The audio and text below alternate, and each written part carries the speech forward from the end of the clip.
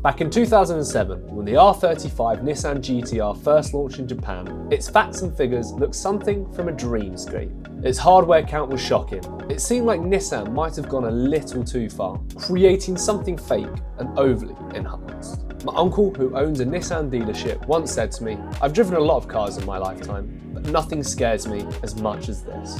It was a story that many claimed when it arrived in Europe in 2009, but the reality was something quite different. Yes, it was big, heavy, but totally brilliant. As extreme and capable beyond what the figures suggested. It was anything but the characterless experience that was found in All Too Easy to Label. In 2019, Nissan gave the R35 GT-R the biggest update since its launch, and despite never standing still in terms of development during those 9 years, constant tweaks and adjustments to the software and setup were made, not to mention increase in power, just turning into a supreme unit in high-performance engineering. There's also a couple of brilliant Nismo variations, plus plenty of limited run specials. The R35 has always fundamentally been the brilliant, high-performance coupe it was intentionally designed to be, a truly unique experience in the industry.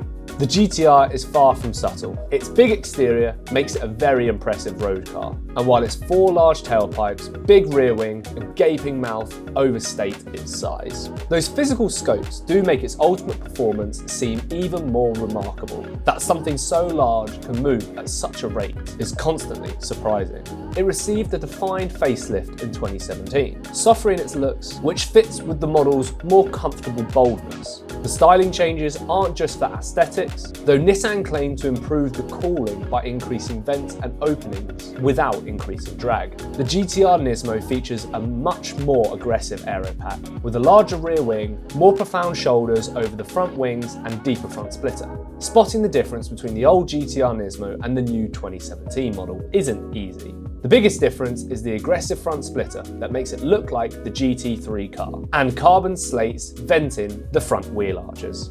The basic Nissan GT-Rs are packing a 3.8-litre VR38 DETT V6 engine, which delivers its peak output of 562 brake horsepower at 6,800 RPM. With 466 pound-feet of torque available from 3,600 RPM, it has a very strong mid-range, rather than a peaky top end. But the most advanced turbocharged performance engines now deliver their maximum torque from below 2,000 RPM. The twin-turbo V6 does feel a touch sluggish from very slow engine speeds, but from 2,500 RPM it starts to pull away. The 2 big turbochargers really make their presence felt from 3,000 RPM though. From that point to the red line, the GT-R feels fast in a straight line, accompanied by a distant blast furnace soundtrack. No matter how often you drive a GT-R, you never seem to grow accustomed to the violent way it accelerates. Both boosters are more responsive from its twin turbos at lower RPM. While building on the top end with a furious rush that feels like it's never going to let up, it's astonishing. The internals feel like they've made of the lightest aluminium and are covered frictionless baby oil.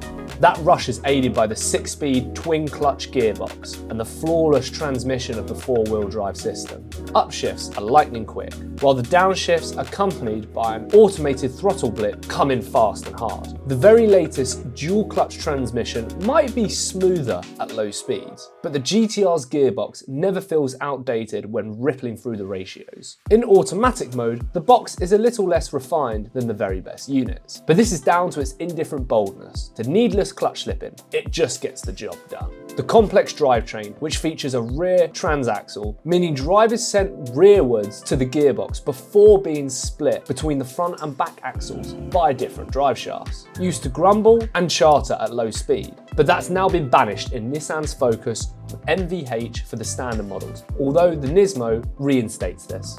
Despite such incredible forces guaranteed by the standard GT-R, the Nismo is even more impressive. The acceleration times between the two models might not differ, but the Nismo is so incredibly quick in a straight line it has the ability to embrace just about any car, including the standard GT-R.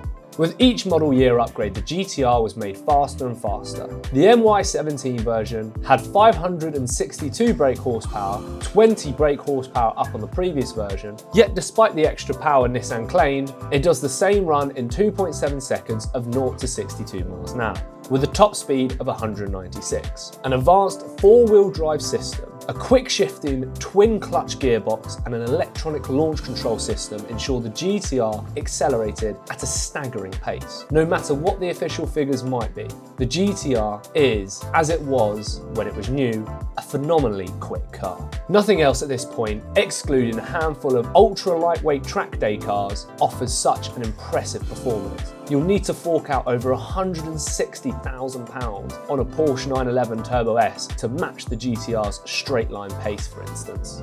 Nissan has certainly succeeded in its aims to reduce NVH on standard models over the years though. On the Autobahn, the GT-R still rips up to 150 miles an hour with utter disdain, feeling beautifully stable at high speeds. However, there is far less noise trespassing into the cabin, and a long journey would be a much more pleasant experience than in the old car. Nissan claims the GTR Nismo, though with its 592 brake horsepower, 30 brake horsepower more, has the same 0 to 62 time and top speed of the standard car, which is likely more to do with its physics rather than the powertrain's actual outputs. The standard GTR was definitely more of a GTR after its 2017 update. With greater interior and the everyday use on the road, it certainly still accelerated like a GTR, and if anything, its engine felt slightly stronger at the top of the rev ring, staying keen until all rev limiter lights were illuminated. Overtakes should feel very easy in this car. However, there was definitely less aggression in the way that the GT-R handled. It was slightly mellower on the turn, and some of the firm agility of the steering had been removed. Reporters have said there is still more than enough power to get the tail swinging wide on the exit of a corner, but unless you trail brake, it doesn't feel like you unsettle the rear with turn in alone. It still demolished a B road in alarming fashion, leaning on incredible grip and leaving most of the other cars for dead in the process, but a bit of the instant adjustability felt like it had been removed. It felt more secure and planted, but inevitably a little less entertaining.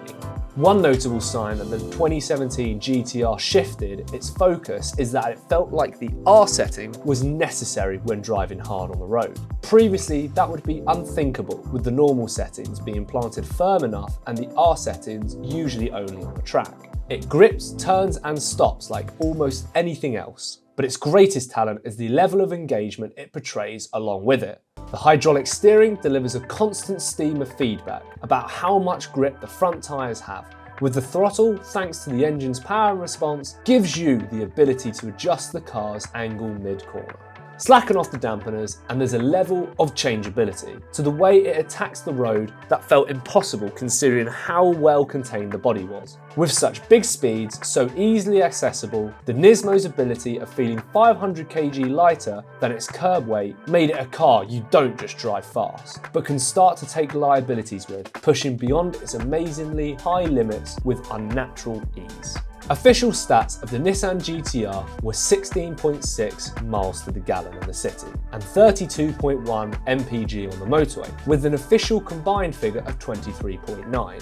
In reality, cars like this would normally see high 20s on lengthy motorway cruises, but any serious driving, you'll be well into the teens. Running costs are roughly £3,000 per year, including tyres if you're using the official Nissan dealerships. That excludes insurance. Don't for a second think this will be as cheap as a usual Nissan to run. This is a proper ultra high performance car and brings the unexpected costs with it. Using quality independence like Litchfield imports will help bring costs down, but major services that require things like brake or transmission fluid replacement will still be expensive. You almost might want to factor in the costs of upgrades, as the R35 GT-R is highly modifiable. The cabin of the 2017 model will be familiar to those to the GT-R. There is a new bigger screen, a new steering wheel, and carbon on the transmission tunnel. There is also a new knob near the bright starter button that controls the sat-nav and radio, which works much like the BMW's iDrive controller. The GT-R's column-mounted pedals have been replaced with the ones attached to the back of the steering wheel. It still isn't the sort of cabin that would delight enthusiasts, but it brings everything up to date. Some extra leather makes it feel a bit less useful, but the new larger documentary screen feels less of an afterthought. The digitals are responsive for the GT-R GT-R's screen system, and it still has a few tricks up its sleeve. It's nice to be able to customise the information it shows, choosing things like G sensors as well as seeing boost pressure displays while driving. The carbon fibre back seats and Alcantara steering wheel in the GTR Nismo do elevate its interior beyond the standard GTR. However, it still doesn't feel as though it matches its £150,000 price tag. If you do want to pick up a standard R35 from your local Nissan dealership, you're looking at a starting price of £82,000.